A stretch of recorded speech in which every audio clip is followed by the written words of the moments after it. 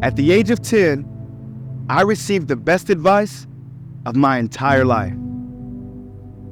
If I close my eyes and think back to that moment, I can still see my grandmother reach out to lift my chin, ensuring that my eyes would meet hers.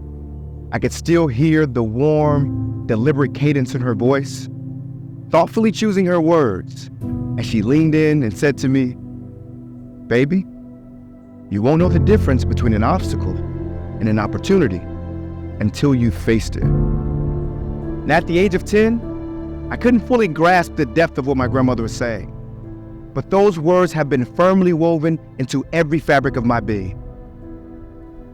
You see, despite having only a GED, my grandmother possessed a wealth of knowledge and this remarkable ability to craft words into inspiring phrases that would stick with you, like fresh peanut butter on a spoon.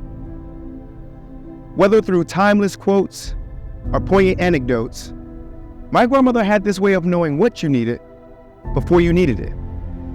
And for those who took in her wisdom, she referred to it as drinking from the well. See, what my grandmother knew then that applies to all of us as graduates now is despite the many avenues that led us to this moment, the constant for each of us is that we have and will face obstacles. For some, it might be defying the odds of your social economic status. Or maybe it's confronting the imposter syndrome that constantly tells you that you aren't cut out for this. Or maybe it's graduating from the most prestigious university in the country, yet you have no idea what's next. Regardless of which instance speaks to you, the one thing that's clear is that our obstacles serve as mirrors. Mirrors that remind us that we're facing ourselves just as much as the impediment in front of us. Now, as I reflect on my grandmother's words, I'm convinced that these obstacles will be the backdrop of some of our greatest testimonies. As a unique melting pot of individuals, we've converged today as a collective group of graduates, each equipped with the mindset that turns predicament into possibilities, that turns hardship into heroics, and that stares in the face of self-doubt and presents a personal resume that reflects a background of overcoming. But that's the magic of a place like Harvard. The obstacles and the opportunities are enough to fill each of the 29 libraries here on this campus, all of which allowing us the opportunity to create pages within the chapters of the book of our lives. Now, through all of my drinking from the well, I'm grateful to be able to connect my grandmother's words of wisdom to our experiences as graduates from Harvard.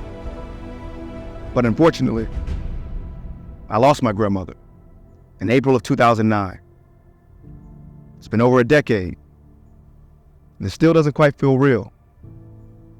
However, it's been the obstacle of loss that has given me the courage to stand before you today. So to the class of 2023, as we commence into this next phase of life, I encourage you to embrace every obstacle that you have and will face and use it so that others might drink from your well.